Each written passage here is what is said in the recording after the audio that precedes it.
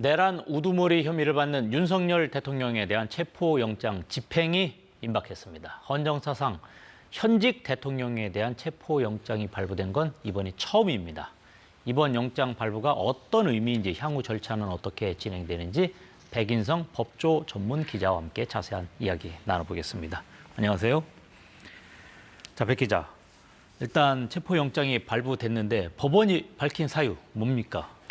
네, 서울 서부지법이 윤석열 대통령에 대해서 체포영장을 발부한 게 이틀 전이죠. 네. 법원은 영장 발부 사유로 정당한 이유 없이 수사기관의 출석 요구에 응하지 않은 점, 또 앞으로도 응하지 않을 우려가 있다는 점, 그리고 죄를 범했다고 의심할 만한 상당한 이유가 있다는 점을 들었습니다. 이번 체포영장의 유효기간은 다음 주 월요일 6일까지라서 이르면 오늘이라도 집행될 가능성이 있습니다. 앞서 공수처와 경찰이 참여하는 공조수사본부는 윤 대통령에게 세 차례 출석 요구를 했는데요. 윤 대통령은 출석은커녕 출석 통지서 수령조차 거부했습니다. 지금 그런데 이번 체포영장에 대해서 윤 대통령 쪽에서는 불법이다, 무효다 이렇게 주장하고 있는데 이유가 뭡니까?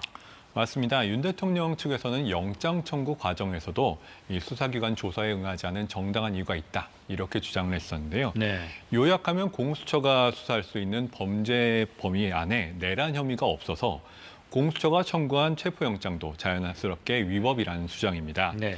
반면에 공수처가 직권남용 범죄에 관련 범죄로 인지할 수 있다는 입장이고요. 다만 법원이 결국 영장을 발부한 만큼 윤 대통령 측 주장을 받아들이지 않은 걸로 풀이가 되고요. 공수처장은 영장 발부로 수사권 논의가 종식됐다고 선을 그었습니다. 지금 윤 대통령 쪽에서는 적법 절차에 응하겠다고 밝히고 있는데 그러면은 체포영장 집행에 응하지 않겠다? 응하겠다? 뭐 어떤 뜻인가요?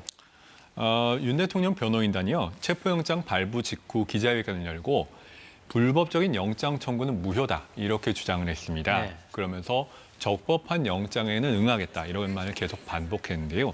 뒤집어 보면 이번에 공수처가 청구한 영장은 위법, 무효한 영장이기 때문에 네. 체포영장 집행 절차에 협조하지 않겠다는 뜻으로 풀이할 수가 있습니다. 윤 대통령 측은 법원이 위법한 체포영장을 발부해서 대통령의 통치권을 침해했다면서 헌법재판소의 권한쟁의 심판과 효력정지 가처분도 낸 상황입니다. 지금 어쨌거나 현직 대통령이고 주위에 경호처 직원들도 있을 것으로 지금 예상되고 있는데 어떻게 됩니까? 지금 집행이 되는 가운데서 경호처 직원들이 막아설 가능성도 있는데요. 집행 과정에서 물리적 충돌 우려를 완전히 배제하기는 어려운 상황 같습니다. 네. 다만 경호처 직원이 할 수 있는 이 경호행위라는 게 대통령 경호법에 근거를 하고 있거든요. 다시 말해서 경호 대상자의 그 생명과 재산을 보호하기 위한 안전 활동으로 제한이 됩니다. 그런데 체포 영장의 경우에는 법원의 강제 처분 명령이고 이 영장 집행은 명령의 집행 행위이기 때문에 생명, 재산, 신체에 위해를 가한다고 보기는 어려워 보입니다. 따라서 이번 영장 집행을 막으려는 물리력 행사는 정당한 직무범위 밖의 행위로 비춰질 수가 있고요. 네. 명령권자는 물론이고 이 경호직원 개개인도 징계는 물론 현행범으로 형사 책임을 질 수가 있습니다. 지금 대통령 경호처는 체포영장 집행을 거부하거나 막을 수 있는 어떤 권한이 있습니까? 체포영장이 위법 무효라는 건 어디까지나 그 윤석열 대통령 측의 주장이고요. 네. 체포영장, 구속영장의 경우에는 압수수색 영장과 달리 대통령 경호처가 집행을 저지할 수 있는 법적인 근거가 없습니다. 네. 만약에 체포영장 집행 과정에서 공무원을 폭행할 경우 직권남용 내지 공무집행 방해죄가 적용될 수 있고요. 네. 만약 여러 명이 동원되거나 무기를 휴대하고 막았다면 특수 공무집행 방해죄가 적용돼 기본 형량의 1.5배까지 가중 처벌됩니다. 만약에 다치게 해서 상해에 이른 경우에는 3년 이상의 유기징역으로 처벌받을 수가 있습니다. 공수처는 이 집회 인원과의 충돌을 대비해서 경찰에 인력 협조를 요청하고 경호처에도 영장 집행을 방해하지 말라는 공문을 보냈습니다. 네, 그렇군요. 그럼 만약에 윤석열 대통령이 체포가 된다면 그 이후의 절차는 어떻게 진행됩니까?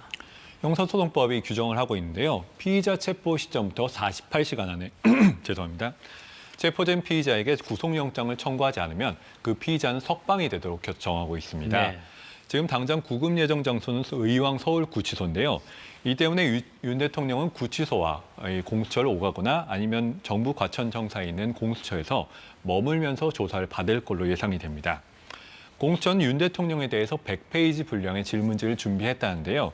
조사를 마치면 내란 수괴 혐의로 구속영장을 청구할 걸로 전망이 됩니다. 지금 그렇다면 구속영장을 청구할 것으로 전망되는 상황이라면 발부 가능성은 어떻습니까? 구속영장 요건은 두 가지죠, 지금.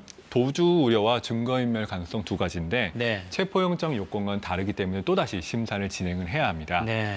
윤 대통령은 내란 혐의를 완전히 부인하고 있어서 증거인멸 가능성이 핵심이 될 것 같고요. 윤 대통령은 구속영장 심사에는 출석해서 입장을 밝힐 예정입니다. 만약에 구속영장이 발부된다고 하더라도 공수처는 대통령에 대한 기소권이 없기 때문에 다시 검찰로 사건을 이첩을 해야 되는데요. 네. 구속기간은 최장 20일인데 이 검찰이 보완 수사를 한 것을 감안하면은 늦어도 1월 중순까지는 사건이 넘어가야 됩니다. 네. 이 과정에서 윤 대통령 측이 조사를 거부하거나 따로 구속 적부심을 청구할 가능성도 있어 보입니다. 네, 알겠습니다. 여기까지 듣겠습니다. 지금까지 백인성 법조 전문 기자와 함께했습니다. 고맙습니다.